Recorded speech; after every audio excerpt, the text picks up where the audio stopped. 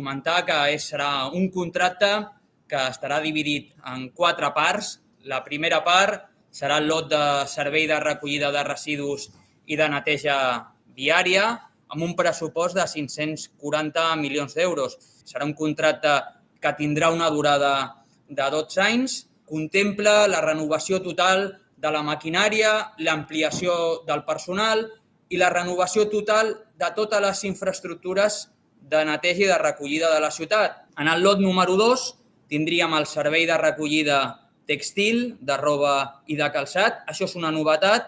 Tenim en la part número 3 del contracte la recollida i la gestió de l'oli domèstic. Suposa un cànon anual de 6 milions d'euros i, per tant, prestarem el servei i recollirem aquest cànon. I, per últim, està el lot número 4 de servei i la gestió de les deixalleries. Tenim 2 deixalleries fixes que creixeran, es milloraran i, per tant, donaran un millor servei. A més, tindrem la novetat de que hi haurà 6 minideixalleries fixes, una a cada districte, on durant 24 hores els veïns podran anar a depositar els seus residus voluminosos. En resum, el nou contracte de neteja viària i recollida tindrà un augment de les freqüències de pas, tant d'escombriaires, tant de recollida, tant de neteja amb aigua a pressió. Els serveis de neteja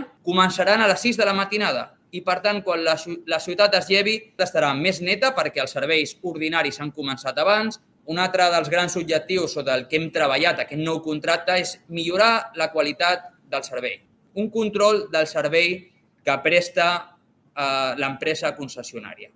Aquest nou contracte de neteja és un nou contracte de neteja, com veieu, molt ambiciós. Segurament és el més important de Catalunya. Tots tenim deures. Els deures són millorar el reciclatge que fem a la ciutat. Però el veí, nosaltres, tenim l'obligació de reciclar i de posar a cada contenidor el que toca. Hem incorporat una qüestió que és molt novedosa, que no s'ha implantat en d'altres contractes, i és la incorporació als contenidors d'uns xips que diran quan estan de plens els contenidors i quan ha de passar el camió d'escombraries a recollir-lo. Això ho fem perquè tenim 2 objectius. El primer objectiu és acabar amb els desbordaments i, per tant, quan un contenidor estigui al 75% de la seva capacitat, o sigui, estigui un 75% ple, enviarà una senyal amb aquest dispositiu i avisarà a la central que el camió de recollida ha de passar pel contenidor per recollir-lo. Després, això ens permet que aquestes rutes de recollida siguin dinàmiques, siguin vives. Si parlem del contracte en xifres, comporta una ampliació de les persones que prestaran el servei al carrer. Actualment tenim 418 treballadors, passarem a la xifra de 550. I en quant als vehicles, actualment tenim 73, passarem a tenir 130 vehicles. En quant als contenidors, tenim 4.238 contenidors, passarem a tenir 5.000 contenidors als nostres carrers. En quant als comerços, actualment els comerços acumulen els residus a la seva porta. El que farem és incorporar més de 5.000 contenidors petits.